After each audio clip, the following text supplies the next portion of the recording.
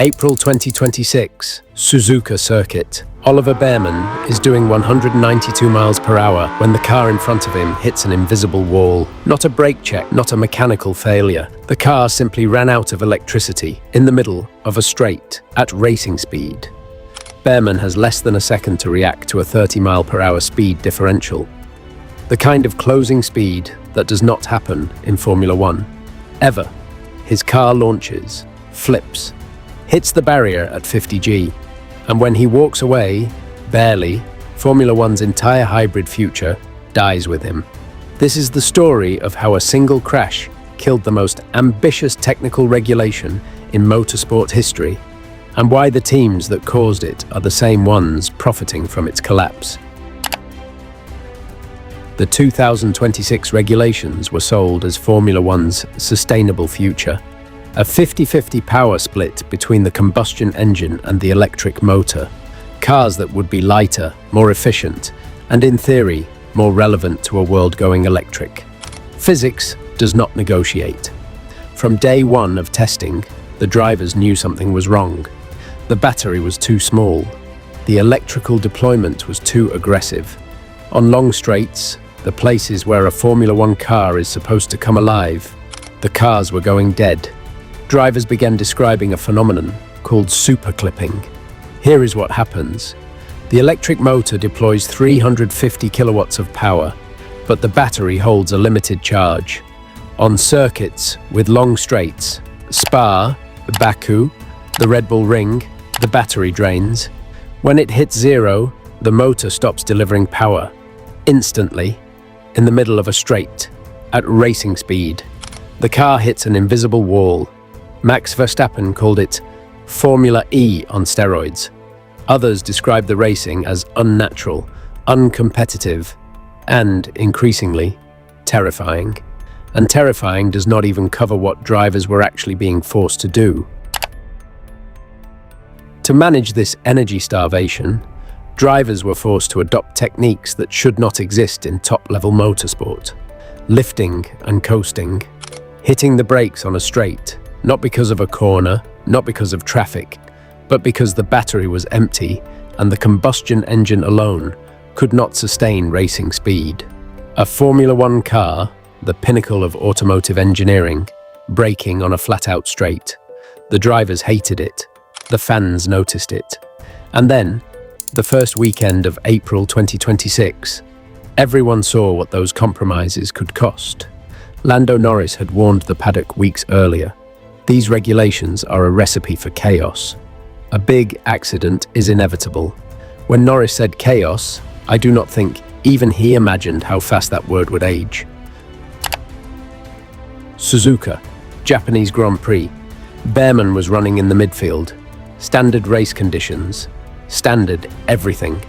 Ahead of him, a car hit its deployment limit on the run toward 130R. The power cut. Not gradually, that is the critical detail. The 2026 rules, as originally written, allowed a hard ramp down. When the battery ran dry, the electrical motor shut off. Not wound down, shut off. The car ahead lost 30 to 50 kilometers per hour in the space of a straight. Bearman, still running. Overtake mode, the 350 kilowatt maximum deployment designed explicitly for passing, did not have time to react. The closing speed was catastrophic. Contact, flip, barrier at 50G. 50. A fighter pilot pulling maximum G in combat might hit 9G for 2 or 3 seconds. Bearman absorbed more than 5 times that in a single instant. The paddock went silent. Within 48 hours, the FIA issued an emergency software patch. A gradual ramp down instead of the hard cut. A band-aid on a bullet wound. But everyone in that paddock knew the truth. The 50-50 power split was not just unpopular, it was dangerous, and it had to go. May 2026. An emergency online meeting. Teams, power unit manufacturers, Formula One management, the FIA, they emerged with an agreement that would have been unthinkable 6 months earlier. The 50-50 split was dead. Here is the timeline. In 2027, the split shifts to 58 to 42 in favor of combustion. Internal combustion power climbs from 400 to 420 kilowatts. Battery deployment drops from 350 to 300, with one exception. Overtake mode stays at 350, so drivers can still pass. Fuel flow rises by 5%. Energy harvesting limits increase. Batteries are being evaluated for an upgrade, 4 megajoules to 5. Then, 2028 arrives with the full package. 60-40 split. Combustion at 450 kilowatts. Fuel flow up 13%. Harvesting limits at 400 kilowatts. Faster cars, more intuitive racing, and critically, no invisible walls halfway down a straight. It sounds clean on paper, but here is where the hook pays off. Because not every team wants these changes, and the teams that caused the 2026 disaster are the same ones positioned to profit from its collapse. Start with the winners. Mercedes-AMG.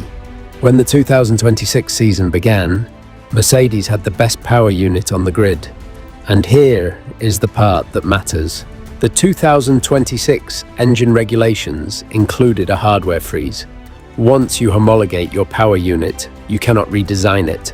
That freeze, sold to the paddock as cost control, has locked in Mercedes' dominance. Every change that shifts the balance toward combustion plays directly into an architecture they have already built. No redesign, just turn up the dial. Ferrari sits in a similar position. Second best power unit in 2026. Decades of combustion expertise baked into Maranello's DNA. A shift toward 60-40 is a shift back toward what Ferrari has always done best, and McLaren. A Mercedes customer team inheriting the best engine on the grid without paying a single dollar of manufacturer development cost. For a team already competing at the front, this rule change is pure upside. Better engines, higher fuel flow, more power, Mercedes' bill. Now ask yourself, which teams pushed hardest for the 50-50 split in the first place? Now, the losers. And this is where the story gets uncomfortable. Red Bull Racing built their own power unit, an in-house engine program under Red Bull powertrains. For the first time in their history, they designed it from the ground up for the 50-50 split. Every dimension, every cooling requirement, every combustion characteristic was optimized for a world that no longer exists. The hardware freeze that protects Mercedes traps Red Bull in fourth place. They cannot redesign, they can only tweak at the margins. And the margins of a wrong architecture are razor thin. Max Verstappen, a 4-time world champion, is fighting Alpines and Racing Bulls just to finish top 5. He has a performance exit clause, and multiple sources inside the paddock now believe he will trigger it. Audi entered Formula One as a works team in 2026, optimizing their entire power unit around heavy electrical reliance. The rollback hits them harder than almost anyone. They must now pivot mid-development under cost cap restrictions toward a combustion formula they did not design for. And Alpine. Renault's internal combustion deficit is well documented. They have lagged Mercedes, Ferrari, and Honda on ICE performance for years. A regulation shift that increases the combustion engine's share of total power does not close that gap. It widens it. The engine regulations have triggered a full-scale driver market explosion. Walk the dominoes, Verstappen. McLaren is his most likely destination. Class-leading chassis. Best engine on the grid. Credible reports that his race engineer, Giampiero Lambiase, could follow. Mercedes is not an option, committed to Antonelli and Russell. Carlos Sainz, increasingly linked with Williams, where significant investment is underway. Audi remains a possibility, though the rule changes complicate that picture. Alexander Albon, on Alpine's radar. Esteban Ocon, expected to move, Williams actively pursuing his experience. Sergio Perez, 0 points in 2026. His time at the front is over. A move to the incoming Cadillac operation is the most likely landing spot. and Red Bull. With Verstappen heading for the exit and Perez phased out, they are planning a complete reset. Two rookies, Isaac Hadjar and Arvid Lindblad, straight into the main team. Youth. Risk. A bet that the engine problem can be fixed faster than the driver market suggests.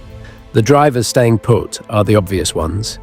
Leclerc and Hamilton at Ferrari, Antonelli at Mercedes, all in seats attached to power units that benefit from the rule changes. Notice the pattern. The winners keep their drivers. The losers lose theirs. The regulations did not just change the cars. They are redrawing the entire Formula One landscape. And the same teams that wrote the old rules to benefit themselves are already positioning to write the next ones. Formula One spent the last decade telling the world it was going electric. The 2026 regulations were supposed to be the proof. Sustainability and spectacle finally coexisting. 4 races, 1 near-fatal crash, a vote behind closed doors.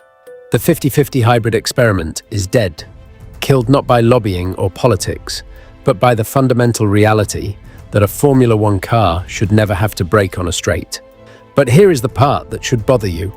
The teams that designed a regulation so broken, it nearly killed a rookie driver in broad daylight. Those same teams are now the ones best positioned for whatever comes next.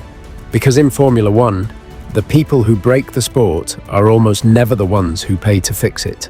And on that front, nothing has changed at all.